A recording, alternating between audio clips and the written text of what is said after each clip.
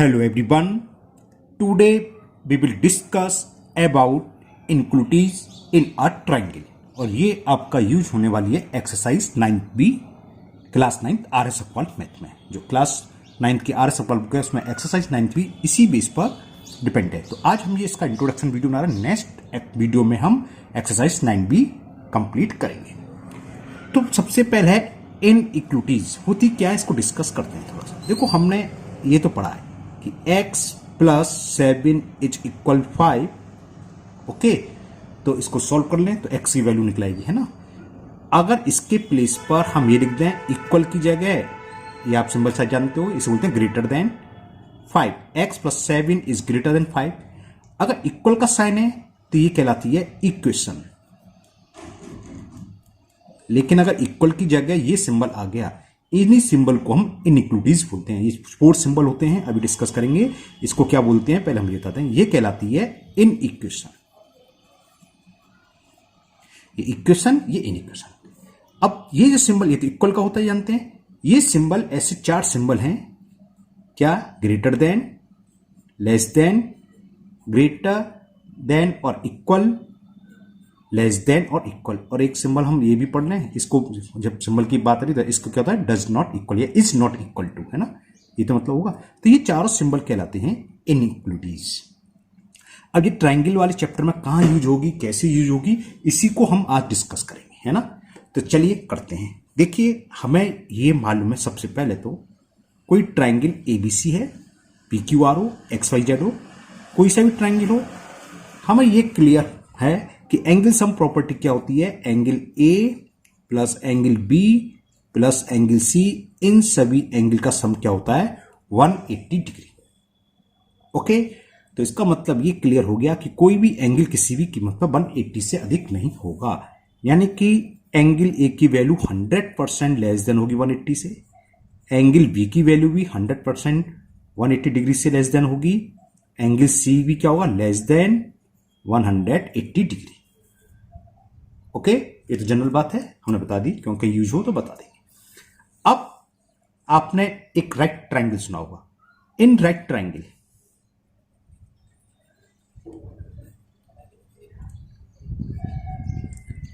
Right triangle क्या होता है, एक ऐसा ट्रायंगल जिसमें एक एंगल 90 डिग्री हो। जैसे मैंने ले लिया PQR, क्लियर। तो इसमें हमें एंगल Q क्या दे रखा है, 90 डिग्री। किसी ट्रायंगल में एक एंगल अगर 90 डिग्री है तो बाकी के दोनों एंगल 100% एक्यूट एंगल होंगे। कोई भी एंगल एक्यूट से बड़ा नहीं हो सकता। एक्यूट एंगल से बड़ा, ऑब्ट्यूज क्या होता है, 90 से बड़ा। अगर एक 90 है तो दूसरा भी 90 नहीं हो सकता, क्योंकि तीनों एंगल का सम क्या होता है, 180 डिग्री होता है ना। तो एक 90 है दूसरा 90 हो नहीं सकता, 90 से कम होगा, और 90 से कम वाला क्या होता है, एक्यूट एंगल। तो दूसरे शब्द हम ये कह सकते हैं कि एंगल R की वैल्यू क्या होगी, लेस देन एंगल Q, अगर Q 90 डिग्री है। और तीसरा एंगल क्या रहेगा, एंगल P। तो एंगल P भी क्या होगा, less than angle Q। Clear. अगर एक 90 डिग्री है तो बाकी दोनों एंगल उस एंगल से स्मॉल होंगे, लेस देन होंगे। तो if Q equal to 90 degree then angle R is less than Q and angle P will also be less than angle Q। Clear, okay ना। ये ध्यान से रखना, क्योंकि अभी आगे इसका थोड़ा सा एक्सटेंड होगा। ये क्लियर हो गया अगर 90 डिग्री। इसी तरह अगर एक एंगल ऑब्ट्यूज एंगल है, हमें ये दे रखा हो कोई ट्रायंगल है कि in triangle XYZ, angle Z is an obtuse angle. तो बाकी दो एंगल कौन से बचे, X और Z, ये 100% इससे क्या होंगे, लेस देन होंगे, छोटे होंगे। यानी कि एंगल X की वैल्यू क्या होगी, लेस देन एंगल Z, और दूसरा एंगल क्या रहेगा, Y। एंगल Y भी किससे लेस देन होगा, Z से। क्यों, देखो मैं आपको समझाता हूं। ओहो, हिल गया, ये तो स्ट्रेट लाइन होगी ना बना हुए। कौन सा एंगल था, Z, तो ये Z हो गया, ये X मान लिया, ये Y। ये है ऑब्ट्यूज यानी कि 90 से अधिक। तो ये दोनों एंगल क्या होंगे, जब ये मान लो अगर 120 है तो इन दोनों का सम क्या होगा, 60। कुछ भी हो, एक 40 तो दूसरा 20, एक 10 तो एक 50। कहने का मतलब दोनों के दोनों एंगल 100% इससे छोटे होंगे, इससे बड़े हो नहीं सकते, इसके इक्वल भी नहीं हो सकते, क्योंकि ट्रायंगल में एक ही ऑब्टूज एंगल होता है, एक रेक्टेंगल हो जैसे ऊपर था या एक ऑब्टूज एंगल हो, तो बाकी के दोनों एंगल हमेशा क्या होंगे, एक्यूट एंगल। और एक्यूट एंगल की वैल्यू 90 डिग्री से कम होती है और एक्यूट एंगल की वैल्यू ऑब्टूज एंगल से भी कम होती है। हो सकता है किसी सवाल में दे दे कि एंगल P इज ऑब्टूज एंगल और कुछ रिलेशन निकलवाए, अभी आगे आप पढ़ेंगे तो समझ में आएगा क्या रिलेशन पूछ सकता है। तो ये क्लियर हो गया, इनडायरेक्टली हमें ये भी मालूम पड़ेगा कि एंगल X की वैल्यू एंगल Z से छोटी है, एंगल Y की वैल्यू एंगल Z से छोटी है। क्लियर? तो ये बात क्लियर हो गई। एक्यूट एंगल के बारे में हम कुछ नहीं कह सकते, मतलब क्या, अगर एक एंगल एक्यूट दे रखा हो तो हो सकता है दोनों एक्यूट हो, या हो सकता है दोनों तो ऑब्टूज हो नहीं सकते, एक ऑब्टूज हो दूसरा एक्यूट हो। तो लेकिन अगर एक 90 डिग्री है तो बाकी दोनों एक्यूट होंगे। इसी तरह अगर एक ऑब्टूज है तो बाकी के दोनों एंगल एक्यूट एंगल होंगे। ठीक है, अब आप यहां से बहुत ध्यान से समझना, इंपॉर्टेंट बात आने वाली है। अब देखो, ट्रायंगल की एक बहुत मोस्ट इंपॉर्टेंट प्रॉपर्टी है, अगर किसी ट्रायंगल में, देखो पहले मैं बना देता हूं, एक ट्रायंगल है, ये है 120 डिग्री मानो सपोज करो, ये है 30 डिग्री और ये है 60 डिग्री, ठीक है ना। तो इसको भी चलो नाम भी दे देते हैं, ए बी सी। सबसे बड़ा एंगल कौन सा है, बी। तो ट्रायंगल की बहुत ही इंपॉर्टेंट प्रॉपर्टी है, लार्जेस्ट जो एंगल होता है उसकी अपोजिट साइड्स ट्रायंगल की लार्जेस्ट साइड्स होती है। If angle V is largest, तो इस कंडीशन में AC सबसे बड़ी साइड्स होगी। तो AC सबसे बड़ी का मतलब AC क्या होगी, AB से भी ग्रेटर होगी और BC से भी ग्रेटर होगी, यानी कि AC is greater then BC और AC is greater then AB। इसी को हम रिवर्स करके ये भी लिख सकते हैं कि यानी कि BC क्या होगी, सबसे बड़ी साइड से छोटी होगी, सबसे बड़ी ये तो छोटी रही, तो BC is less then AC और दूसरी साइड कौन सी है, AB, ये भी क्या होगी, लेस देन AC। क्लियर? तो क्या प्रॉपर्टी कहलाती है कि opposite sides of largest angle V largest, यानी कि सबसे बड़ी एंगल के अपोजिट साइड्स सबसे बड़ी साइड्स होती है। इसका रिवर्स भी, smallest opposite sides of smallest angle is the smallest. यानी कहने का मतलब क्या है, अब इस ट्रायंगल में ये 30 डिग्री है, ये 120, ये 60। अब हम पूछें बताओ कौन सी साइड सबसे स्मॉलेस्ट है, सबसे छोटी है, सबसे शॉर्ट है, तो कौन सी बताओगे, सबसे छोटा एंगल 30 के सामने कौन सी साइड है, AB। तो इस फिगर में AB हो गई सबसे स्मॉलेस्ट साइड्स और AC हो गई लार्जेस्ट। क्लियर? तो कहलाती क्या है, अपोजिट साइड्स, अपोजिट को शॉर्ट में OPP लिख के छोड़ सकते हो, opposite sides of largest angle V largest, यानी कि सबसे बड़े एंगल के सामने की साइड सबसे बड़ी होती है। इसी तरह opposite sides of smallest angle, opposite sides of smallest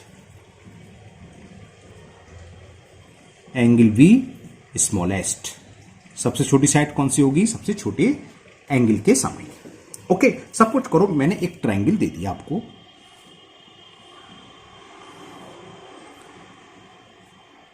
इसको कुछ नाम दे दिया, मतलब वैल्यू दे दी 110, ये दे दी मैंने 110, ये मान लो 50, कितना हो गया 150, 60, 160, तो ये बचा 20, क्योंकि तीनों का सम 180 होता ना, इसलिए मैं देख रहा था, ये 180 का एंगल हो गया।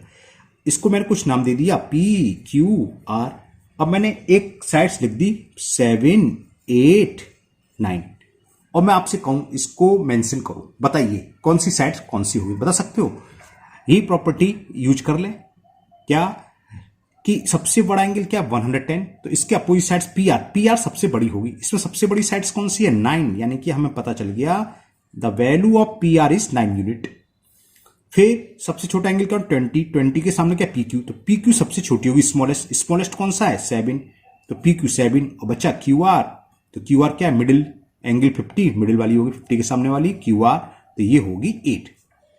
तो अगर हमने एक फिगर दे रखी है और साइड्स दे रखी है तो हम बता सकते हैं कौन सी साइड्स है, क्योंकि यानी प्रॉपर्टी यूज करते हुए सबसे बड़ा एंगल ये है, तो सबसे बड़ी साइड इसके अपोजिट साइड्स कौन से PR, यानी कि the value of PR is 9। Okay, the value of PQ क्या होगी, सबसे छोटी है क्योंकि 20 डिग्री के सामने का, तो शॉर्टेस्ट 7 है, तो स्मॉलेस्ट साइड्स पी की होगी 7 और बची ये होगी 8। हाँ, और ये भी कोई जरूरी नहीं कि साइड्स होना हो, ये अच्छी याद आ गई, पहले ये और बता देता हूं। एक बहुत इंपॉर्टेंट ये है, ट्रायंगल के अंदर किसी भी दो साइड्स का सम क्या होगा, हमेशा थर्ड साइड से ग्रेटर। तो क्या ये बहुत इंपॉर्टेंट प्रॉपर्टी है, यूज होगी, the sum of two sides of any triangle, the sum of two sides of any triangle is always greater than third sides. Suppose करो हमारे पास कोई ट्रायंगल है ए बी सी, इसका मतलब क्या है कि दो साइड्स मैंने A B plus B C ली, तो ये हमेशा ग्रेटर होगी थर्ड साइड कौन सी होगी, सी ए, चाहे ए सी लिखो, एक से ही मतलब नहीं है, सब चेक करना पड़ेगा। बी सी प्लस सी ए चेक करें, तो बी सी प्लस सी ए, तो ये 100% ग्रेटर होगी ए बी के, और कौन सा रह गया, A B plus A C, A B plus A C तो हमेशा ग्रेटर किससे होगी, बी सी की। दो साइड का सम थर्ड साइड से ग्रेटर होगा। कभी कभी सवाल आ जाता है 3 साइड्स दे दी, और ये भी हम चेक करते हैं ये ट्रायंगल की साइड्स होंगी कि नहीं होंगी। पहले समझ लो सवाल क्या आता है, 3 साइड्स दे दी, मान लो ये दे दी, इसे हम चेक भी करेंगे। पूछेगा क्या ये ट्रायंगल की साइड है, क्या इससे ट्रायंगल पॉसिबल है, क्या ट्रायंगल ड्रॉ करा जा सकता है, तो यही चेक करेंगे। अगर टू साइड्स का सम, देखो हमने ये दोनों साइड्स थी, 9 + 7 कितना होगा 16, बची क्या थर्ड साइड्स 8 से ग्रेटर है, तो अभी तो पॉसिबल है। दूसरा देखें 7 और 8, 7 + 8 कितना हो गया 15, और 15 की वैल्यू थर्ड बची 9, 9 से बड़ी है। और पहली और लास्ट 9 + 8 17 बची बीच की, 7 से बड़ी है। तो हमने देखा दो साइड्स का सम ग्रेटर है, तो ये ट्रायंगल की साइड्स होंगी। अगर 3 कॉन्सिक्यूटिव नंबर दे रखे हों, 7, 8, 9 लगातार ही होते हैं, तो ये 100% ट्रायंगल की साइड्स होती हैं, यानी कि दो साइड्स का सम तीसरे नंबर से बड़ा बैठेगा। ओके, ये बहुत मोस्ट इंपॉर्टेंट प्रॉपर्टी है। इसका रिवर्स क्या, कोई भी एक साइड्स क्या होगी, हमेशा दोनों साइड्स से सम के छोटी होगी। जैसे सी ए इज लेस देन, अरे दो साइड्स का सम थर्ड साइड से बड़ा है, तो उसको ऐसे ही बोल सकते हैं, थर्ड साइड्स क्या है, दोनों साइड्स के सम से स्मॉल है, लेस देन है। Okay, clear. तो प्रॉपर्टी तो बस यही है। अब इसका यूज कैसे होता है, सवाल घुमा के दे सकता है कैसे। मान लो आपसे ये कह दिया जाए, इन ए ट्रायंगल, ये सुनना ध्यान से, इन ए ट्रायंगल, कोई ट्रायंगल दे रखा है हमें, मान लो पी क्यू आर, ठीक है ना, in a triangle P Q R, P R is hypotenuse. अब ये हाइपोटेनियस दे दिया तो ये अंडरस्टूड हो गया, यानी कि ट्रायंगल कैसा है, राइट एंगल, और जो हाइपोटेनियस है पी आर, तो थर्ड वर्टेक्स कौन सा है, क्यू, तो एंगल क्यू क्या होगा, इसका मतलब हो गया कि एंगल क्यू की वैल्यू हो गई 90 डिग्री। और दूसरा इनडायरेक्टली हमें यह भी दे रखा है कि जो एंगल पी है इसकी वैल्यू क्या होगी, लेस देन एंगल क्यू। हमने बताया था अगर राइट एंगल ट्रायंगल है तो बाकी दोनों एंगल 90 डिग्री से स्मॉल होंगे, है ना। तो इनडायरेक्टली केवल दिया क्या है, in a triangle P R is hypotenuse, इतना। तो अब इससे ये रिजल्ट निकाल लिया, पी आर है तो बचा क्या, क्यू, तो एंगल क्यू होगा 90 डिग्री, बाकी दोनों साइड्स एंगल पी क्या होगा 90 डिग्री से छोटा होगा, यानी कि इस लेस देन एंगल क्यू, और तीसरा एंगल क्या रहेगा, एंगल आर, ये भी क्या होगा, लेस देन एंगल क्यू।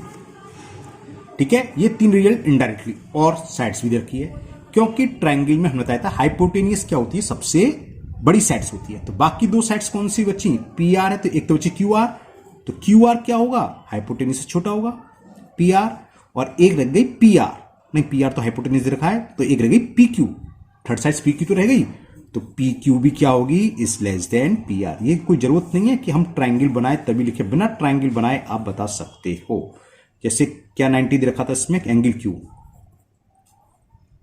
तो देखो क्यू के अपोजिट से हाइपोटेनियस है, तो इसके सामने एंगल क्यू हुआ, ये तो 90 डिग्री हुआ, हमने लिखा था। ये सबसे बड़ी है तो P Q less than P R लिखा है, Q R is less then P R लिखा है, और ये एंगल इससे छोटा होगा, ये एंगल, ये सब लिखा है। तो कुछ सवाल में ऐसे टाइप का क्वेश्चन आ जाता है, कोई ट्रायंगल दे रखा है, इसमें हमें ये केवल हाइपोटेनियस दे रखी है, तो इससे हमें बहुत सारी बातें पता चल गई कि एंगल क्यू 90 डिग्री है, एंगल पी की वैल्यू 90 डिग्री से लेस देन है, यानी कि एंगल क्यू से छोटी है, एंगल आर की वैल्यू एंगल क्यू से भी छोटी होगी, और ये हाइपोटेनियस सबसे बड़ी साइड्स होती है, तो बाकी दोनों साइड्स इससे छोटी होंगी। ये इनडायरेक्टली हमें गिवन हो गया। ओके, अब देखो कुछ इस टाइप के क्वेश्चन आ सकते हैं। कोई ट्रायंगल दे रखा हो, सपोज करो जिसमें एंगल पी की वैल्यू दे रखी है हमें, मान लो 40 डिग्री है, और एंगल क्यू सपोज करो 60 डिग्री है। ठीक, बस ये दे रखा है। अब हो सकता है ये पूछ ले, और ये दे रखा है in triangle P Q are. किस ट्रायंगल की बात चल रही है? पी क्यू आर में एंगल पी और एंगल आर। अब पूछ ले find the largest and smallest sides. तो कैसे फाइंड करेंगे? तो क्या करें, पहले तो एंगल आर की वैल्यू निकाल लें। एंगल आर कैसे निकलेगा? 180, तीनों एंगल का सम 180 होता है, तो 180 में से इन दोनों एंगल के सम को सब्ट्रैक्ट कर देंगे हम। 180 माइनस 100 80 डिग्री, तो एंगल आर निकला आया 80 डिग्री। तो हमें मालूम है एंगल आर 80 डिग्री सबसे बड़ा है, तो एंगल आर के अपोजिट साइड्स कौन सी होगी? आर को छोड़ जाओ तो बचे पी क्यू, पी क्यू होगी। तो लार्जेस्ट साइड्स क्या हो इसकी, या ग्रेटेस्ट साइड या लार्जेस्ट साइड्स कुछ भी बोल दो आप, लार्जेस्ट साइड हो गई आर, आर को छोड़ दो क्या बचा? P Q, P Q. ठीक है, बिना फिगर बनाए सब हो जाएगा। स्मॉलेस्ट एंगल, सबसे छोटा एंगल क्या है? पी, तो पी को छोड़ो क्या बचा? Q R. तो पी के अपोजिट साइड्स क्यू आर होती है। जैसे ये है, देखो हम कहें क्यू के अपोजिट एंगल, तो क्यू को छोड़ दो, अपोजिट साइड्स यही तो ही। हम कहें आर के अपोजिट साइड्स, तो आर को छोड़ दो क्या बचा? पी क्यू, या पी के opposite angle side sorry Q R, ऐसे निकालते हैं। तो लार्जेस्ट हो गई पी क्यू, और स्मॉलेस्ट अगर साइज पूछता तो स्मॉलेस्ट साइड क्या होगी? क्या होगी? कौन सा एंगल है? पी, तो पी को छोड़ दो, Q R, smallest side Q R. Clear? अब थोड़ा सा एक दो बात और बताते हैं, फिर हम नेक्स्ट वीडियो में एक्सरसाइज स्टार्ट करेंगे। हो सकता है कोई हमें क्वाड्रिलेटर दे रखा हो, हमें दे दिया A B C D is the quadrilateral. इसमें ये दे दिया कि सी डी, इन चारों में C D is the greatest या लार्जेस्ट, लार्जेस्ट लेते ग्रेटेस्ट साइड है, और A B smallest, A B is smallest. ठीक है ना? तो कुछ रिजल्ट प्रूव कराए, वो जब रिजल्ट प्रूव कराए वहां डिस्कस करेंगे। हम यहां क्या डिस्कस करना नहीं बताते हैं। देखो हम इस कंडीशन में क्या करते हैं, या तो बी को डी से ज्वाइन कर लेंगे, ये डिपेंड करता है क्वेश्चन में क्या प्रूव करना है, या ए को सी से ज्वाइन कर लेंगे। सपोज करो मैंने ए को सी से ज्वाइन करा, ठीक है। अब हमें ये तो पता है कि ए बी इन सब में सबसे छोटी है, तो ए बी बी सी से भी छोटी होगी, होगी नहीं होगी? तो ए के opposite angle, sorry A B है, ए बी के अपोजिट एंगल कौन सा होगा? सी। तो ये क्लियर हो गया, सी एंगल क्या होगा? बी सी से अपोजिट एंगल ए, तो एंगल जो सी होगा लेस देन होगा एंगल ए। कैसे पता चला? क्योंकि हमें पता है ए बी बी सी से छोटी है। एग्जाम्पल के तार मान लो अगर ये 4 है तो ये 5 है, मतलब ए बी सबसे छोटी है भाई, तो इससे भी तो छोटी होगी, बस समझ मारिए। तो इसके अपोजिट एंगल कौन सा होगा? ए बी का अपोजिट एंगल हुआ सी, ये सबसे छोटी साइड से है तो ये सबसे छोटा हुआ, इन दोनों का कंपेरिजन चल रहा है। और बी सी का अपोजिट एंगल क्या है? तो ए एंगल सी से बड़ा होगा, दूसरे शब्दों में कि सी एंगल ए से छोटा होगा। क्यों?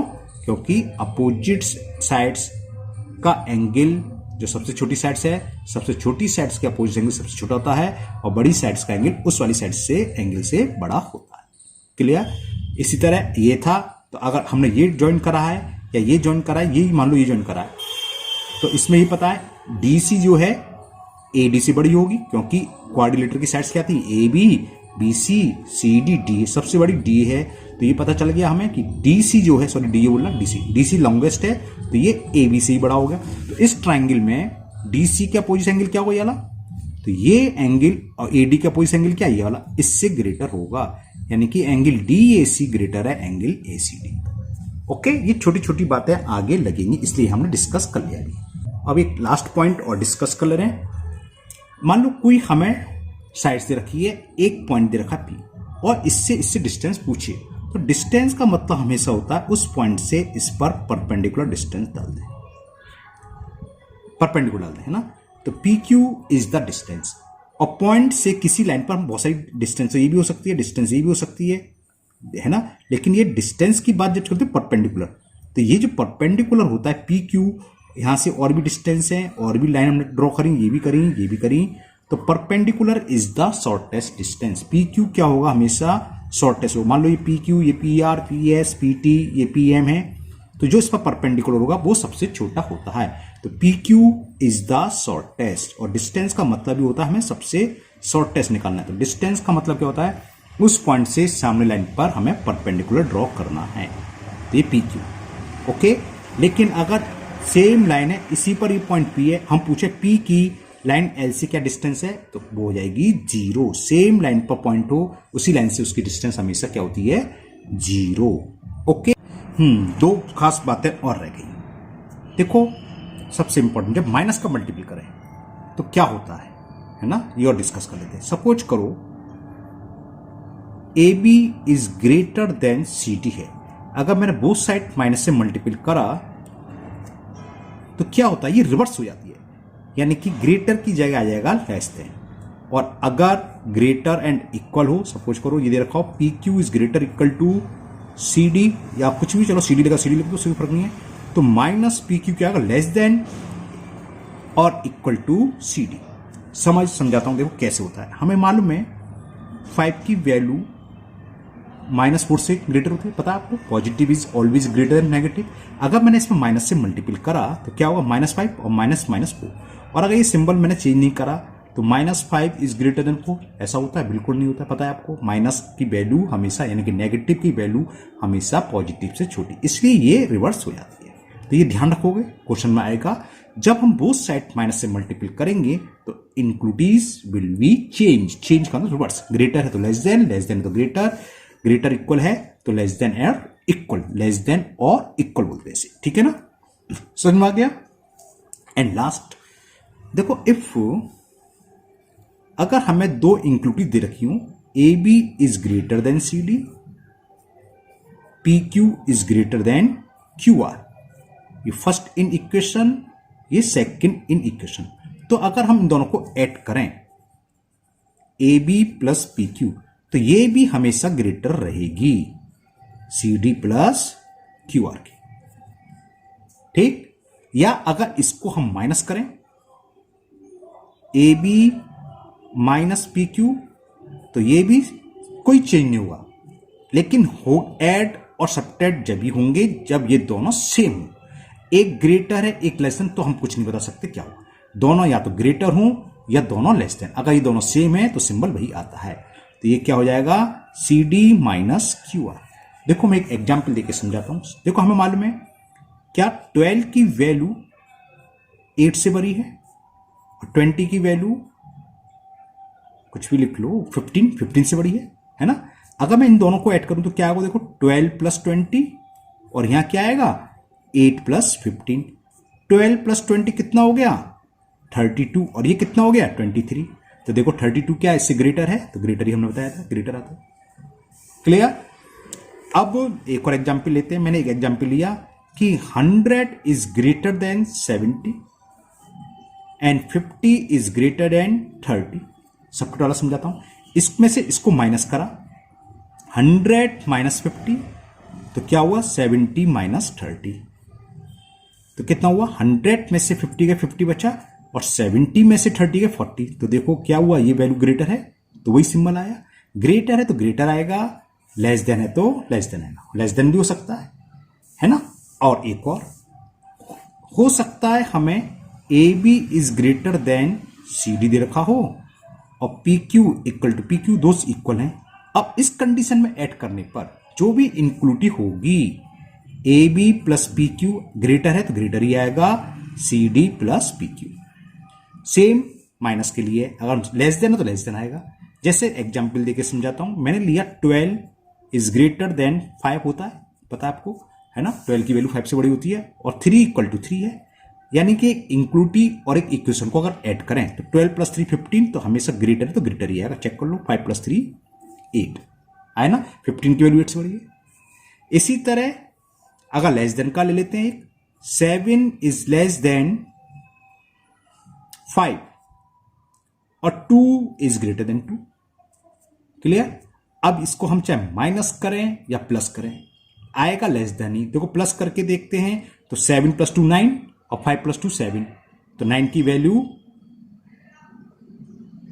जो गलत कैसे ऐसे गलत ऐसे होगी क्योंकि हमें सिंबल गलत लगा दिया है ना। 7 is less then greater than 5 नहीं होता, 15 कर दे रहा हूं। 7 इज लेस देन 15, 7 तो 5 से ग्रेटर होता है ना, मैंने यहां गलत किया। अब देखो 7 प्लस 2 9 और 15 प्लस 2, अगर मैं पहले ऐड कर रहा हूं तो क्या हो जाएगा 9 और 15 प्लस 2 7, देखो लेस देन आया। अगर सब्ट्रैक्ट करके देखें 7 में से 2 गया 5, 15 में से 2 गए 13, क्या सिंबल था? लेस देन, तो देखो लेस देन ही रहा है, 5 की वैल्यू लेस देन। तो कहने का मतलब अगर एक इंक्लूड दे रखी हो, एक इक्वेशन, इक्वल का मतलब इक्वेशन, दोनों को ऐड करेंगे तो सिंबल क्या आएगा? जो इंक्लूडिव में है। अगर ग्रेटर है तो ग्रेटर आएगा, और दूसरा अगर दोनों इंक्लूडिव दे रखी हैं, इसको चाहे हम ऐड करें या माइनस, ऐड करेंगे तो दोनों सेम होने चाहिए तभी ऐड होंगी। तो ग्रेटर थी तो ग्रेटर का सिंबल आया, चाहे हमने ऐड करा तो ग्रेटर आया, सब्ट्रैक्ट करके देखा तो ग्रेटर। ओके, ये सारी इसमें यूज होंगी। तो मुझे उम्मीद है आपको इंक्लूडिव सब अच्छे से समझ में आ गई होगी, है ना। अब हम लोग नेक्स्ट वीडियो में इसकी एक्सरसाइज करेंगे 9P। इस वीडियो को आप अच्छे से एक बार 2 बार क्लियर कर लेना, देख के, है ना। एक बार भी क्लियर हो जाएगा, इतना कुछ है नहीं, बहुत सिंपल है। तो जिससे कि आगे एक्सरसाइज करने में मजा आएगा, है ना। ओके, अगर आप लोग पहली बार चैनल पर हैं तो चैनल को सब्सक्राइब करना भूलें, साथ ही साथ बेल आइकन जरूर प्रेस करें, जिससे आगे जो भी वीडियो अपलोड होगी उसका नोटिफिकेशन आपको मिल जाएगा और वो वीडियो आपकी मिस नहीं होगी। फिर मिलते हैं नेक्स्ट वीडियो में। Thank you, have a nice day.